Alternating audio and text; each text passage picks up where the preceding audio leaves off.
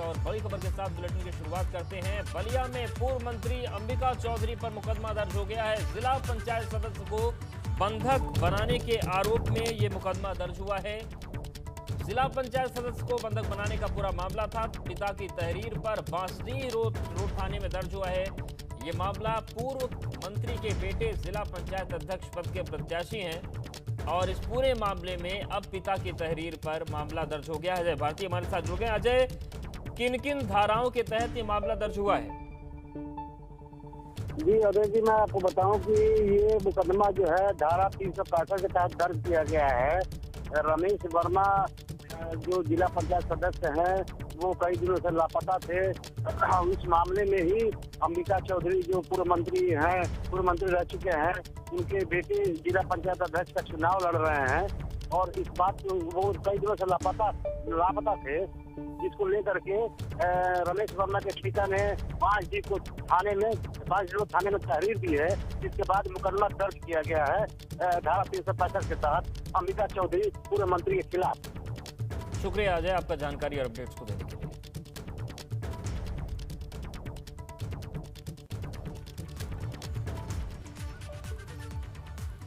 3 जुलाई को पंचायत अध्यक्ष चुनाव की वोटिंग से पहले चंदौली में समाजवादी पार्टी को डर सताने लगा है कि जिला पंचायत अध्यक्ष चुनाव में भाजपा की रणनीति के सामने कहीं सपा के समीकरण फेल न हो जाएं। इसीलिए चंदौली में सपा जिलाध्यक्ष की अगुवाई में हुई बैठक में जिले के पदाधिकारियों ने बैठक की और कार्यकर्ताओं से भारी संख्या में मौजूद रहने के निर्देश दिए।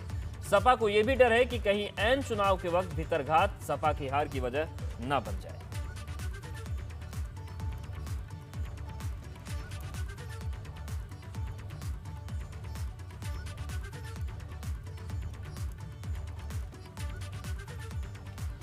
और उत्तर प्रदेश के नए डीजीपी की कमान मुकुल गोयल के हाथों में सौंप दी गई है। उन्होंने आज ही हितेश चंद्र अवस्थी की जगह ली है। मुकुल गोयल 1987 बैच के आईपीएस अधिकारी हैं। हितेश चंद्र अवस्थी आज ही अपने पद से रिटायर हुए हैं। उन्होंने कार्यकाल विस्तार से इनकार कर दिया था। 1985 बैच के आईपीएस ऑफिसर एचसी अवस्थी को 4 मार्च 2020 को यूपी डीजीपी नियुक्त किया गया था और 12 साल तक सीबीआई में उन्होंने अपनी सेवाएं दी थी।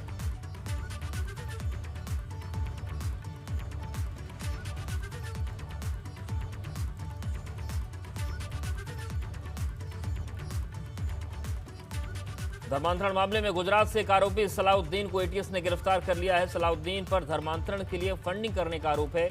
यह गुजरात और यूपी एटीएस का ज्वाइंट ऑपरेशन था। एटीएस के हत्थे चढ़ा सलाउद्दीन जैनुद्दीन शेख गुजरात के वडोदरा सिटी फतेहगंज का रहने वाला है। वह हवाला कारोबार से जुड़ा है। उसने धर्मांतरण के मुख्य आरोपी उमर गौतम से रिश्तों को कबूला है। सलाउद्दीन ने यह भी बताया है कि उमर गौतम को वो हवाला के जरिए रुपए भेजता था। एटीएस की टीम सलाउद्दीन को 3 दिन के ट्रांजिट रिमांड पर लेकर लखनऊ ला रही है। आगे की पूछताछ में उससे लखनऊ में की जाएगी। सलाउद्दीन के पास से एप्पल का एक आईपैड और एक मोबाइल बरामद हुआ है। धर्मांतरण मामले में अब तक 6 आरोपी गिरफ्तार हो चुके हैं। और बड़ी खबर मिर्जापुर से है। शराब माफिया अनूप मालवी गैंग पर पुलिस ने कार्रवाई की है। शराब माफिया के 1 करोड़ 65 लाख के मकान को पुलिस ने कुर्क कर दिया है। पूरे गैंग की 12 करोड़ रुपए की पुलिस संपत्ति सीज कर चुकी है। नकली शराब बेचकर शराब माफिया ने अवैध और अकूत संपत्ति बना ली थी। शहर कोतवाली क्षेत्र का ये पूरा मामला है। मिर्जापुर में बड़ी कार्रवाई हुई है। शराब माफिया के खिलाफ 1 करोड़ 65 लाख के मकान को पुलिस ने कुर्क कर दिया है। और बड़ी खबर प्रयागराज से भी है, जहां पर तेलियरगंज इलाके में चलती वैगनार कार में आग लग गई। आग लगते ही ड्राइवर ने किस तरीके से गाड़ी से कूदकर अपनी जान बचाई।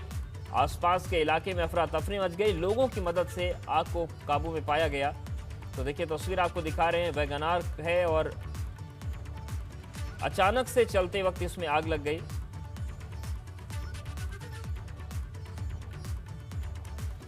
और बड़ी खबर कानपुर से है। ज्वेलरी की दुकान में भीषण आग लग गई। कड़ी मशक्कत के बाद आग पर काबू पा लिया है। तो ये कानपुर की तस्वीर हम आपको दिखा रहे हैं, जहां पर एक ज्वेलर शोरूम था, वहां पर आग लग गई और कड़ी मशक्कत के बाद इस आग पर काबू पाया गया।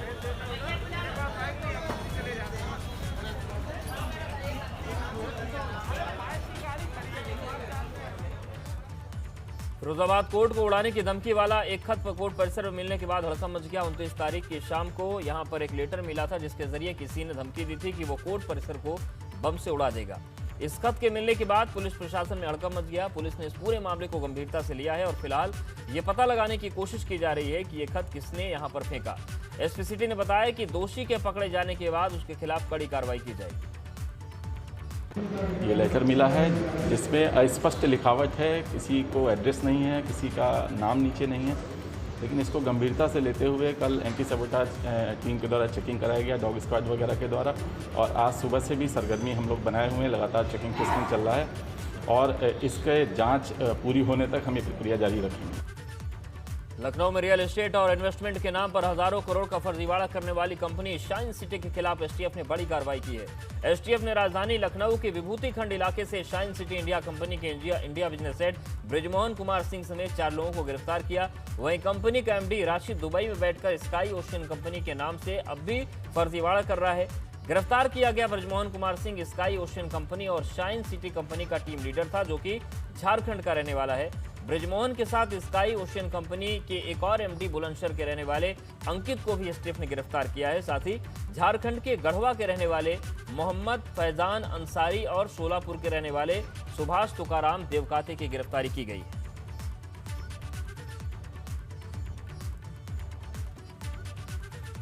आगरा में औषधि विभाग ने एक फर्म पर कार्रवाई करते हुए बिना लाइसेंस के सर्जिकल आइटम बनाने और बेचने का मुकदमा दर्ज किया है। आगरा के गढ़ी भदौरिया कॉलोनी में एक घर के अंदर मेडिकेयर हेल्थकेयर नाम की फर्म चलाई जा रही थी। इस पर औषधि विभाग ने छापेमारी की। कार्रवाई के दौरान जब अफसरों ने फर्म के मालिक से ऑनलाइन ट्रेडिंग का लाइसेंस मांगा तो फर्म मालिक लाइसेंस नहीं दिखा पाया। इसके बाद औषधि विभाग ने फर्म मालिक के लिंक्स और सर्जिकल आइटम्स की आड़ में अवैध और नशीली दवाओं के गोरखधंधे की जांच शुरू कर दी। कोरोना काल में जिस तरीके से तमाम सर्जिकल आइटम्स की जो डिमांड है कई गुना ज़्यादा बढ़ी है और ऐसे में कई सारे कारोबारी इस पूरे कारोबार को अवैध तरीके से संचालित कर रहे हैं और ऐसे में आज ड्रग एवं औषधि विभाग ने बड़ी कार्रवाई करते हुए एक पूरी फैक्ट्री पर छापा मारा है और अब इस पर बड़ी कार्रवाई की जा रही है। आप देखते हैं कि तमाम जो महिला वर्कर यहाँ लगी हुई हैं, ऐसे में ड्रग्स जो तमाम कहा जाए जो ग्लव्स हैं या मास्क हैं या तमाम जो अन्य जो सर्जिकल आइटम्स हैं उसका यहाँ मैन्युफैक्चरिंग हो रही है। ऐसे में हमारे साथ बात करने के लिए हैं drug inspector Naresh Mohan Deepak ji. Sir, आप लगातार इस पूरे मामले में आपने यहाँ रेड कंडक्ट की है, क्या क्या एक्चुअल इनकी कमियाँ रही हैं, क्या कार्रवाई होगी? देखिए, ये जनपद जौनपुर से एक क्वेरी आई थी इस फैक्ट्री का एड्रेस के साथ कि इस तरह से एक वेबसाइट है जो ऑनलाइन ट्रेडिंग कर रही है, और उसके बारे में हमको पूछना आया कि मतलब किसी वेंडर का फ़ोन आया था कि वो सही है या नहीं है। तो कल ही जब हमको सूचना मिली तो हमने इनकी वेबसाइट देखी, तो वेबसाइट पर क्लेम किया हुआ था प्राइवेट लिमिटेड कंपनी का, और जो प्रोडक्ट्स इन्होंने लिस्ट दी डाली हुई थी वो सारी। नोएडा में एटीएम को हैक करके पैसे निकालने वाला गिरोह सामने आया है। यहां पर साइबर ठगों ने नोएडा के सेक्टर 65 बहलोलपुर गांव के पास एक्सिस बैंक के एटीएम को हैक कर पूरे 9,60,000 रुपए निकाल लिए। जानकारी के मुताबिक हैकर्स ने एटीएम को हैक करने के लिए मॉलवेयर सॉफ्टवेयर का इस्तेमाल किया। वहीं मामले के सामने आने के बाद पुलिस के हाथ पांव फूले नजर आ रहे हैं। नोएडा पुलिस की पूरी टीम इस मामले की जांच में जुटी है। वारदात हैरान करने वाली इसलिए है क्योंकि यहां पर एटीएम को हैक करने के लिए मॉलवेयर सॉफ्टवेयर का इस्तेमाल किया गया। और अब खबर प्रतापगढ़ से। यहां पर बदमाशों के हौसले बुलंद हैं। बदमाशों ने दिन दहाड़े तेल व्यापारी से लूटपाट की और असलाहा लहराते हुए फरार हो गए। मामला लालगंज कोतवाली के रानीगंज कैथोला इलाके का है, जहां भरे बाजार में गोदाम के अंदर नकाबपोश बदमाश घुस जाते हैं और हथियार के बल पर लूटपाट कर बाजार में दहशत का माहौल पैदा कर देते हैं। व्यापारी ने बताया कि 1.5 लाख की नकदी समेत मोबाइल, चेन, अंगूठी बदमाश लूट कर ले गए। हालांकि पुलिस पूरे मामले की तफ्तीश में जुटी हुई है।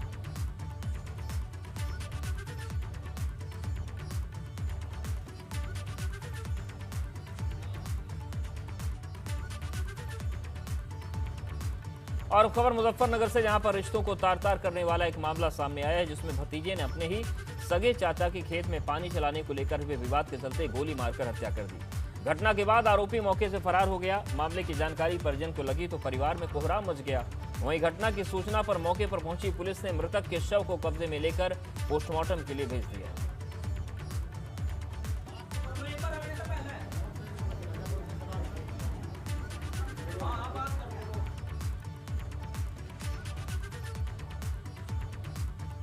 और बात सुल्तानपुर की, जहां पर जिले को ऊर्जा मंत्री श्रीकांत शर्मा ने बड़ी सौगात दी है। श्रीकांत शर्मा ने 220 केवी के उपकेंद्र का शिलान्यास किया है। दावा किया जा रहा है कि 1971 के बाद पहला उपकेंद्र है। ये उपकेंद्र 174 करोड़ की लागत से बिस्वा के कंदुनी में बन रहा है। 2 साल में बनने वाले उपकेंद्र से बिजली आपूर्ति सुधरेगी, लो वोल्टेज की समस्या खत्म होगी। इस उपकेंद्र से सीतापुर के साथ साथ शाहजहांपुर, लखीमपुर के लोगों को भी फायदा मिलेगा। हालांकि ऊर्जा मंत्री ने काजी कमालपुर में 33/11 केवी के उपकेंद्र का लोकार्पण भी किया।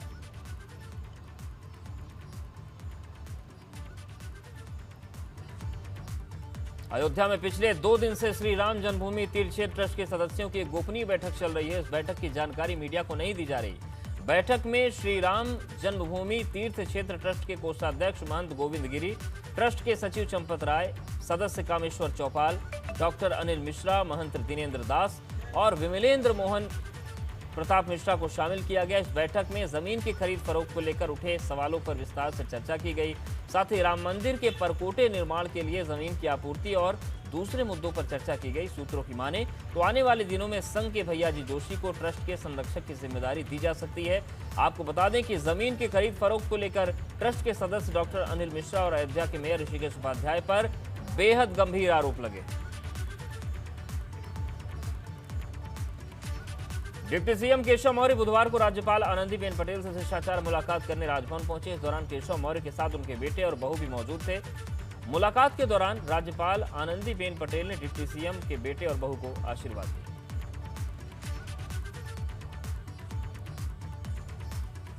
तो देखिए, ये तस्वीर दिखा रहे हैं राजभवन की। केशव प्रसाद मौर्य की बेटी की कुछ दिन पहले शादी हुई है। बेटे और बहू के साथ सपरिवार केशव प्रसाद मौर्य पहुंचे थे आशीर्वाद लेने। और एक तस्वीर और भी इससे पहले आई थी, जब सीएम योगी आदित्यनाथ मुख्यमंत्री बनने के 4.5 साल बाद केशव प्रसाद मौर्य के घर पहुंचे थे और वहां पर उन्होंने उनके बेटे और बहू को आशीर्वाद दिया।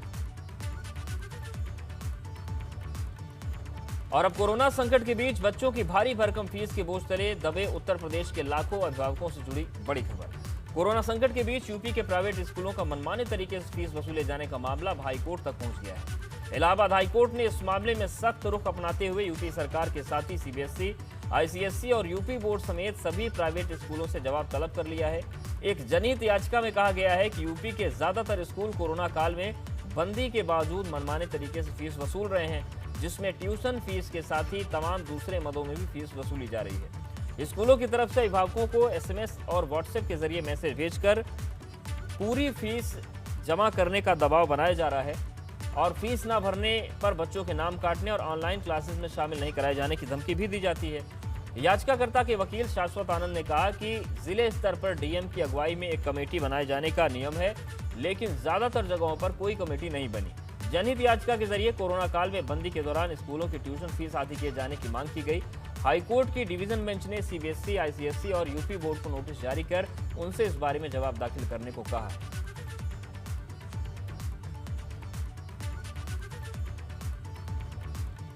शामली में बुधवार को मुख्यमंत्री सामूहिक विवाह कार्यक्रम का आयोजन हुआ, जिसमें 23 करोड़ शादी के बंधन में बंध गए 23 जोड़े शादी के बंधन में बंधे हैं। खंड विकास परिसर में आयोजित इस कार्यक्रम में शामिल सभी नवविवाहित दंपतियों को भाजपा नेताओं ने आशीर्वाद दिया और योजना के तहत सभी दुल्हन के खाते में 35-35 हजार रुपए और सभी को जरूरत के घरेलू सामान दिए गए।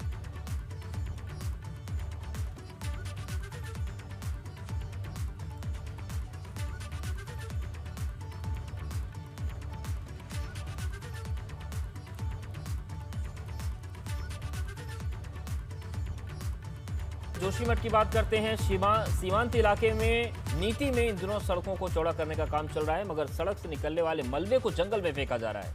लोगों का कहना है कि ये मलबा बरसात के मौसम में बड़ी मुसीबत बन सकता है। इससे न सिर्फ जंगल को नुकसान हो रहा है, बल्कि नदियों का बहाव भी रुक सकता है। देखिए, ये जोशीमठ की तस्वीर दिखा रहे हैं। लोगों ने शिकायत की है, जायज शिकायत की है, लेकिन कोई सुनने वाला नहीं है। नीति इलाके में सड़कों को चौड़ा करने का काम चल रहा है, लेकिन जो खुदाई से मलबा निकल रहा है उसको जंगल में ही फेंका जा रहा है और ये आगे खतरनाक हो सकता है।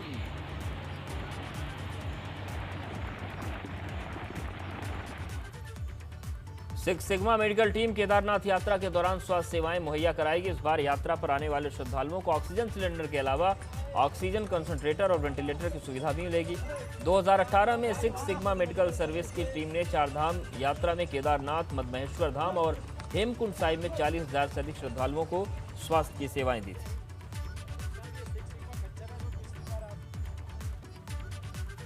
सिक्स सिग्मा टीम केदारनाथ में पहुंच चुकी है और अपना यहाँ पर मजबूती के साथ जो मेडिकल सर्विसेज का कार्य है वो जारी कर दिया है, चालू कर दिया है हमने यहाँ पर। और भगवान श्री केदार के चरणों में आशीर्वाद लेकर के कल हम लोग यहाँ पर अपनी मेडिकल सेवाएं फ्री ऑफ कॉस्ट बिल्कुल स्टार्ट कर देंगे। यहाँ पर अभी हमारी 5 लोगों की टीम पहुँची है। प्रकृति प्रेमियों के लिए अच्छी खबर है। फूलों की घाटी 1 जुलाई से पर्यटकों के लिए खोल दी जाएगी। पिछले साल फूलों की घाटी 15 अगस्त को खोली गई थी। पिछले साल 942 पर्यटकों ने घाटी का दीदार किया था। इस साल फूलों की घाटी पिछले साल की तुलना में 45 दिन पहले खोली जा रही है।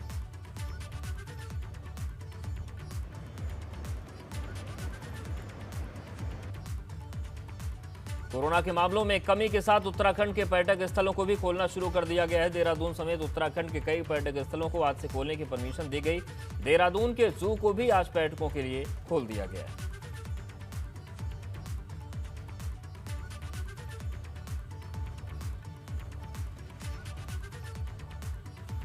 कोरोना की तीसरी आशंका को देखते हुए टिहरी में प्रशासन और स्वास्थ्य विभाग अलर्ट नजर आ रहा है। डीएम ने स्वास्थ्य विभाग को कोरोना की तीसरी लहर से निपटने के लिए तैयार रहने के निर्देश दिए हैं। डीएम ने जिले में ऐसे बच्चों की लिस्ट तैयार की है जिन्होंने स्वास्थ्य से जुड़ी बीमारी की वजह से इलाज दिया जा रहा है। 2.5 लाख बच्चे 18 साल तक के जिनको हैं, तो उसमें भारत सरकार की और राज्य सरकार की भी गाइडलाइन आई है। उसी हिसाब से हम हर ब्लॉक में हर CSC पर 10 बेड का एक बच्चों के लिए वार्ड रिजर्व करने जा रहे हैं और उनके लिए जो भी सामग्री, दवाइयाँ, मशीनें, ऑक्सीजन, तो उन सब की व्यवस्था कल डीएम मैडम के अध्यक्षता में हमारी इसकी डिस्ट्रिक्ट टास्क फोर्स की बैठक भी हो गई है। एक तरफ उत्तराखंड के पर्यटन स्थलों को धीरे धीरे खोला जा रहा है, मगर मसूरी में व्यापारियों को अभी भी टूरिस्ट स्पॉट को सैलानियों के लिए खोले जाने की सही जानकारी नहीं है। सरकार की SOP में अभी तक मॉल रोड को ही खोलने की इजाजत मिली है, जिस वजह से दूसरे पर्यटक स्थलों से जुड़े व्यापारी मायूस है। अच्छा, इन्होंने आउटडोर इंडोर को एक साथ माना है। इन्होंने जिम हुआ, आपका सिनेमा हॉल हुआ, ऑडिटोरियम हुआ, शॉपिंग मॉल हुआ, इन्होंने उसको भी पर्यटक स्थलों को जो ओपन है, मतलब खुले में है, उनको एक साथ मान करके इन्होंने उसको खोलने की अनुमति नहीं दी है, जो सरकार की कहीं न कहीं विफलता है। हम बड़ी उम्मीद लेके बैठे थे कि ये खोलेंगे और हम पूरी तैयारी में थे। हमने स्टाफ बुला दिया, सब कुछ कर दिया था, लेकिन अब बड़े अफसोस साथ कहना पड़ रहा है कि सरकार ने सब हमारी तरफ कोई ध्यान नहीं दिया। पौड़ी के डीएम इन दिनों चौपाल लगाकर ग्रामीणों की समस्याएं सुन रहे हैं। साथ ही अधिकारियों को मौके पर समस्याओं के समाधान के निर्देश भी दिए जा रहे हैं। डीएम के सामने ज्यादातर समस्याएं पेयजल की किल्लत से जुड़ी हैं। ऐसे में डीएम ने जल जीवन मिशन के तहत इन गांवों को शामिल करने के लिए सूची बनाने के निर्देश दिए। जो फेज 1 का कार्य है उसका अभी उन्होंने बताया कि कुछ मकानों तक functional house hold tap connection पहुँच गया है, कुछ मकानों तक पहुँचना बाकी है। उसके लिए अलग से वो DPR में कार्यवाही उन्होंने को करना है अभी। और फेज़ 2 वाला जो कार्य है, चरण 2 वाला जो कार्य है, उसके लिए अभी ग्राम पंचायत को मैंने अवगत करा दिया है कि अगली जो बैठक होगी उसमें ग्राम सभा के सभी सदस्यगण बैठेंगे। कटीमा के दक्षिणी जौलसाल वन रेंज के पूर्वी जौलसाल के पौधारोपण क्षेत्र में हाथियों का झुंड घुस गया। इस दौरान हाथियों के इस झुंड ने खूब उत्पात मचाया। हाथियों के झुंड ने कई स्थानों पर कारबाड़ तोड़ दी, तो वहीं पौधारोपण क्षेत्र में घुसकर 300 से ज्यादा पौध को नष्ट कर दिया। वन विभाग की टीम ने कड़ी मशक्कत के बाद किसी तरह से हाथियों के झुंड को जंगल की तरफ भगाया। तो देखिए, ये खटीमा की तस्वीरें हैं जहां पर हाथियों का झुंड पहुंचा और वन विभाग के लिए खासी मुसीबत हो गई। कारबाड़ तोड़ दी इन्होंने। जो पौधारोपण किया गया था, 300 से ज्यादा पौधे इन्होंने तोड़ दिए। बड़ी मशक्कत के बाद वन विभाग की टीम इन्हें जंगल की तरफ भगा पाई। मानसून चल रहा है, इस समय जो है हाथियों का मूवमेंट बढ़ जाता है और उन्होंने प्लांटेशन वगैरह थोड़ा और क्षतिग्रस्त किया है। उसके लिए जो है उसकी कार्रवाई की जा रही है, उसको ठीक कराने और हाथियों के लिए वृक्षारोपण में उसकी रोहिणी टाइप की प्रजातियों का रोपण किया जा रहा है। और इस बुलेटिन फिलहाल इतना ही। आप बने रहिए ABP गंगा के साथ।